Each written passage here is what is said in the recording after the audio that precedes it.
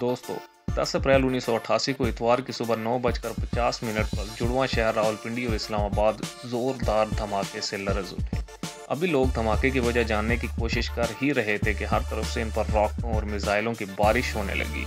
ये एक होलनाक मंजर था, क़यामत की वो घड़ी जिसमें रावलपिंडी और इस्लामाबाद के सिंगम पर फैज़ाबाद में ओजड़ी कैंप के अंदर असला डिपो में लगने वाली आग के बाइस बम फट रहे थे।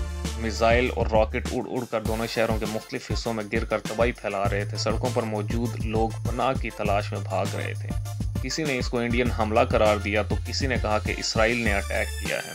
सड़क पर चलती गाड़ियां निशाना बन रही थी। रॉकेट और मिसाइल लोगों के सिरों पर से होते खौफ व हरास फैलाते ज़मीन पर गिर रहे थे। जुड़वां शहरों में टेलीफोन, बिजली और गैस की फराहमी के निज़ाम दरहम बरम हो चुके थे। चकलाला में बैनुल अक़वामी हवाई अड्डा बंद कर दिया गया और परवाज़ों की आमदोरफ्त रोक दी गई थी। ओजड़ी कैंप से कई किलोमीटर दूर ऐवान सदर और पार्लियामेंट हाउस के बाहर भी कई रॉकेट गिरे। इन दिनों हफ्तावार छुट्टी जुमा को होती थी, इसलिए इतवार को तालीमी इदारे और दफातर खुले रहते थे। धमाके के फौरी बाद सरकारी और निजी दफातर और तालीमी इदारे बंद कर दिए गए। ओजड़ी कैंप के असला खाने में लगी आग भड़क रही थी और कैंप से मुल्हिका गुलशन दादन खान के रिहायशी घर सुरमे का ढेर बन चुके थे। जख्मियों के जिस्मों के अज़ा उड़ गए थे, जिस्म बुरी तरह झुलस गए थे। अस्पतालों में तिल धरने की जगह न थी। फौजी दस्तों ने इलाके को घेरे में ले रखा था और इमदादी कार्रवाइयाँ उरूज पर थी। इसी दौरान इत्तला आई कि इस्लामाबाद की तरफ आते हुए साबिक वफाकी वज़ीर बराए पैदावार मोहम्मद खाकान अब्बासी की चलती गाड़ी पर 2 रॉकेट गिरे, जिसके नतीजे में खाकान अब्बासी हलाक हो गए, जबकि इनके बेटे जाहिद अब्बासी शदीद ज़ख्मी हो गए। जाहिद अब्बासी बाद अज़ां 14 साल तक कोमे में रहने के बाद फौत हो गए थे।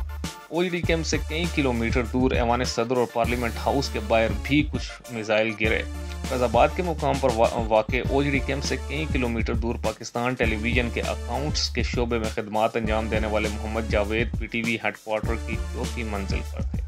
वो कहते हैं कि हम दफ्तर पहुंचकर काम शुरू कर चुके थे जब एक ज़ोरदार धमाके से खिड़कियां दरवाजे बजने लगे। यूं लगा कि जैसे कोई बहुत बड़ा बम कहीं गिरा हो।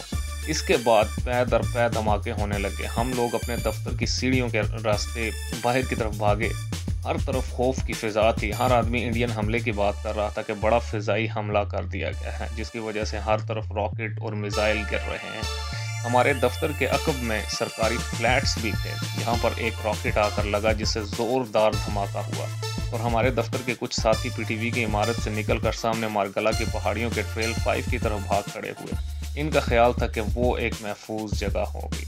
जब रावलपिंडी और इस्लामाबाद के शहरों पर बारूद की बारिश जारी थी, तब इस वक्त के सदर जनरल ज़ियाउल हक मिनी इस्लामी सरबराह कॉन्फ्रेंस में शिरकत के लिए कुवैत में थे। ये कॉन्फ्रेंस इसी रोज़ शुरू होने वाली थी, जबकि वज़ीर-ए-आज़म मोहम्मद खान जुनेजो कराची में थे। जनरल ज़ियाउल हक ने फौरी वज़ीर-ए-आज़म मोहम्मद खान जुनेजो से टेलीफोन पर रब्ता किया और सूरत हाल से आगाही हासिल करते हुए हदायत भी जारी की। इतवार की शाम वज़ीर-ए-आज़म मोहम्मद खान जुनेजो कराची से लाहौर पहुँच गए। चकलाला एयरपोर्ट के VIP लॉन्च में इन्होंने आला सतह इजलास की सदारत की। इन्हें हादसे के नुकसान और इसकी तफसीलात पर मुतल्लिका हुक्काम ने आगाह किया। पाकिस्तान पीपल पार्टी की चेयरपर्सन बेनज़ीर भुट्टो ने इस हादसे को हुकूमत की मुकम्मल नाकामी करार देते हुए मुतालबा किया कि इसकी मुकम्मल इंक्वायरी सुप्रीम कोर्ट के जज से कराई जाए। 10 अप्रैल की शाम को कौमी असम्बली के इजलास में इंसाफ व पार्लिमानी अमूर के वफाकी वज़ीर वसीम सज्जाद ने इजलास मुलतवी होने से कबल एक बयान पढ़कर सुनाया, जिसमें कहा गया कि फ़ौज के बारूद के ज़ख़ीरे में इस वक्त इत्तफ़ाक़िया आग लग गई जब एक ट्रक से बारूद को संभाला जा रहा था। ट्रक में आग भड़की तो इसने पूरे ज़ख़ीरे को अपनी लपेट में ले लिया।